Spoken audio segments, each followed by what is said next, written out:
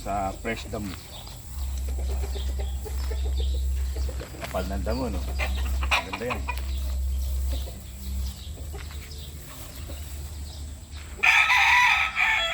Oh, katabi. Sige pa. Yan, dyan. Yan. Ganda ng damo, no? Well, maglilinis kami ngayon yan. Tatanggalin yung mga obstacle para maipwesto na yung mga dapat maipwesto ngayong araw na ito. Yung mga girls nag-enjoy sa damo kasi maganda yung pwesto nila eh. Itong mga guys, kumakalat na rin yung damo kung makikita nyo. Di ba? Well, tignan natin kung ano ang magiging itsura kapag tinatabas na yung mga yan. Dito ko muna nilagay yung mga manok dito sa madamong part dito sa harap para hindi sila nabubulabog dun sa nagtatabas. Dito ko nilagay yung mga girls sa unahan. Ayan si Lady Blue. Katabi niya si Miss Universe. Tapos nandiyan si Malagandang. Tapos dito naman yung mga boys. Ito si Rudy. Ayan. Ano siya? Papakasawa sa damo. Yung anak niya, yan, anak niya rin yan, si Sky. So punta tayo dito sa court area. O di ba? Court area.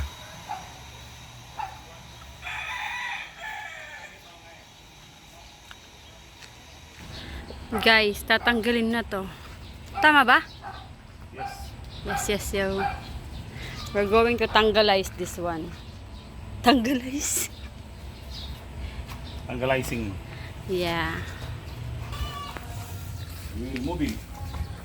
Kasi tingnan nyo naman yung mga natabas na. Ito yung anong nangyari. Yan, mga natabas na yan. Muna sa labas muna. Si Rudy, yan, naka ano muna siya. Naka scratch pen. Pati si Sky, no? O, tignan nyo si Sky. Judge! Sky. Yung pinakamalaking huli, kaya na. Gas na rin, yung pinakamalakas sa magkakapatid. Yung pinakaunang naging super mature. Ano na? Super mature. Walang butot. Yes.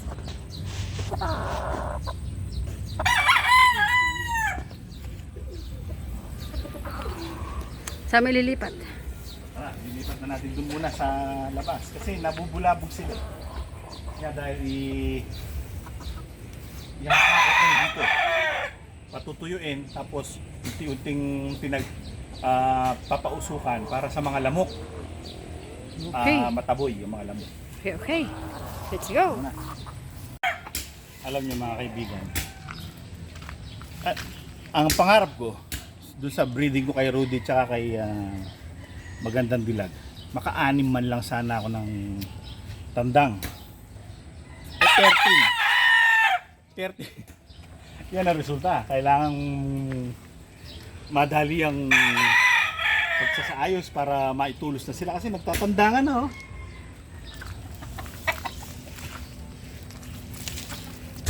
Tandang one. Tandang Yung one. sila Rudy ngayon, nag-evacuate. Nag-evacuate ng lugar Ang mga manok na bakwit. para lang sila yung ma-accommodate. Pinalagyan ko ng buko para bukas in case na uminit. Meron silang tabing. Sabay pa sila. Pagpasensya nyo ngayon mga kaibigan. Pero after this, magiging maganda na yan. Masarap panoorin. I promise you. Sa ngayon medyo rough pa. Rough road. Marami pang mga dapat asikasin. Katulad ng mga tipi na to. Kita ba yung mga tipi na yun? Yes. Ihihilera yan hanggang doon. Pero marami pa tatanggalin. Tatanggalin pa yung buko. Namatay na yung kabilang buko na. Yung dalawa na-repair ko na. Itong tatlo sa gitna, hindi pa. Sira-sira pa yan. Aray ko. Marami nga lang ang pick. Tignan mo. Pakita mo. Mga hampik mo. Wala kang makita ngayon. Siyempre, ayan. Ito. Ayan, oh. Ayan. Ayan, hamtik. Sige. Huwag mo na kayo pagpag dyan. Doon na sa ibang lugar. Pagpag natin sa manok. Kakainin nila yan. Pagpag mo kayo self mo. yung kagat ng hampik, hindi yan makati. Masakit. Pero pag pinagpag mo na, hindi na katulad nung langgam na maliit. Mamamantal pa yan. May langgam bang malaki? Meron. Na, ano, giant yung mga ant? bullet ant, lalaki nun. Bullet ant. Sa Amazon, di ba? Yes.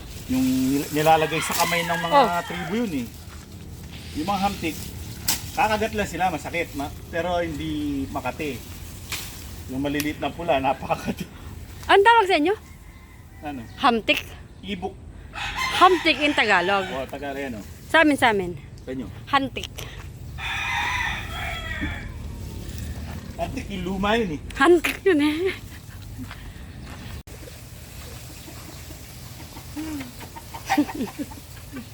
Kamu lang.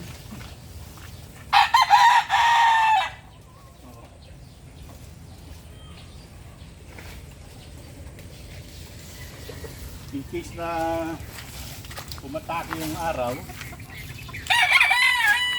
at least meron silang tawing. Yung pinaka first. Dulo. Si ano?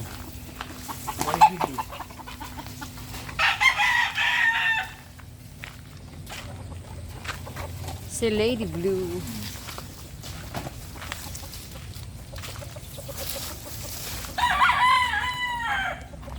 Ito ba si Lady Blue dyan? Yan si Lady Blue. Trouble pa nga yan eh. Baknal. Kanina. Ba, hindi siya natunawan. Tapos ito.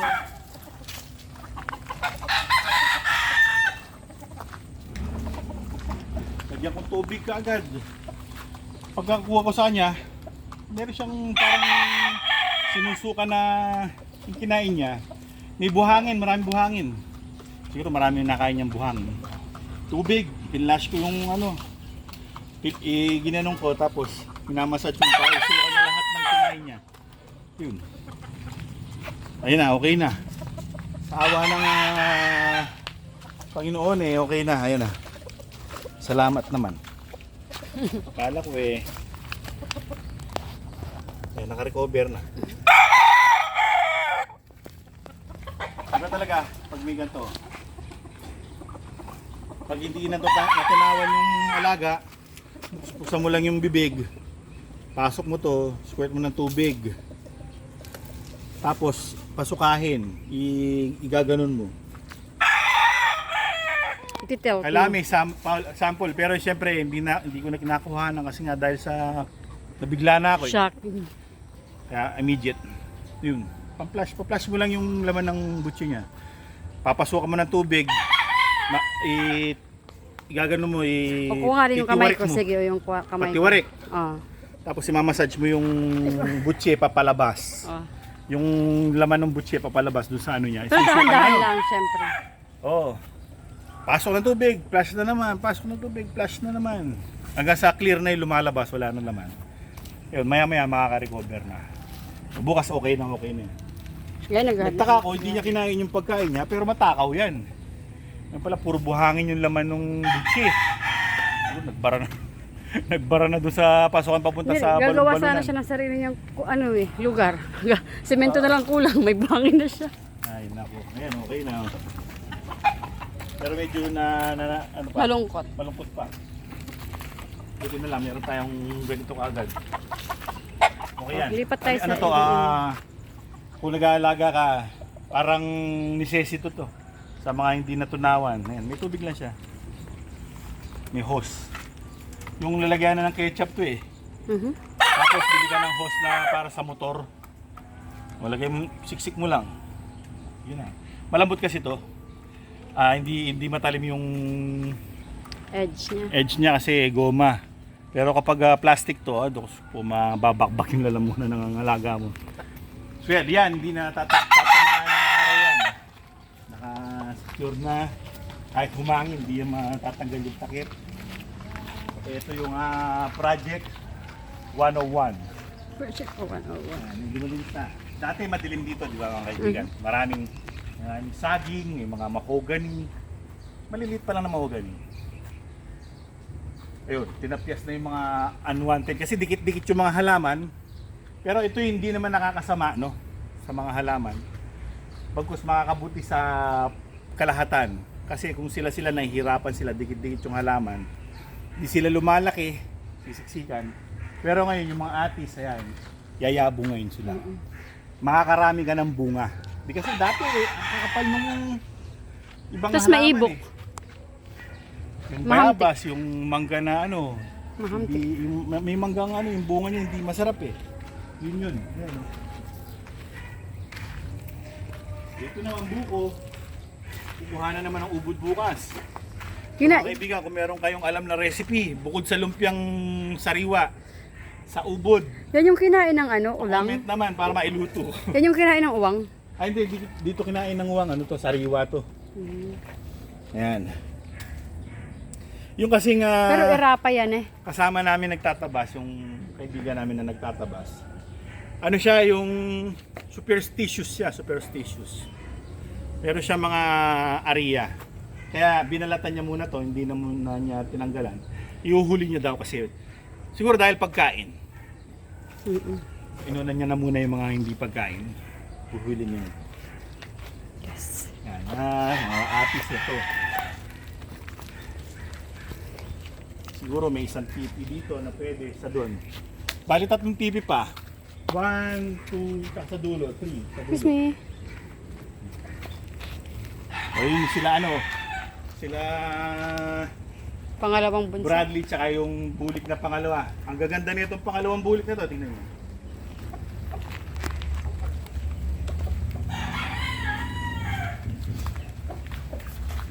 Pogi yan eh.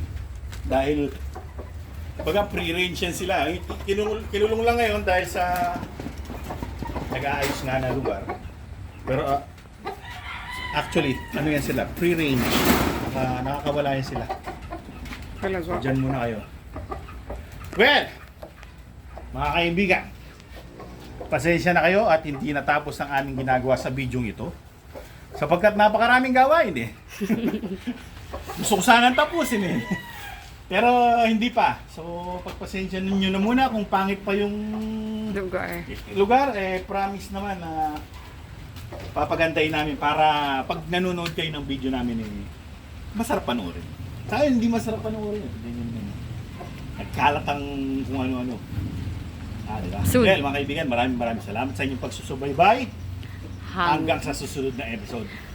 Paalam! Lahat ng subscribers namin, lahat ng mga nanonood, sa mga hindi pa nagsasubscribe, pa-subscribe naman. At sigurado, I assure you, na hindi ko alam kung kayo'y magaganahan, pero susubukan kung kayo maging magana sa panonood ng aming channel. Pa-subscribe na rin at pa-like ng mga video ni Aling Mimay Show. Thank you. Paalam! Perfect.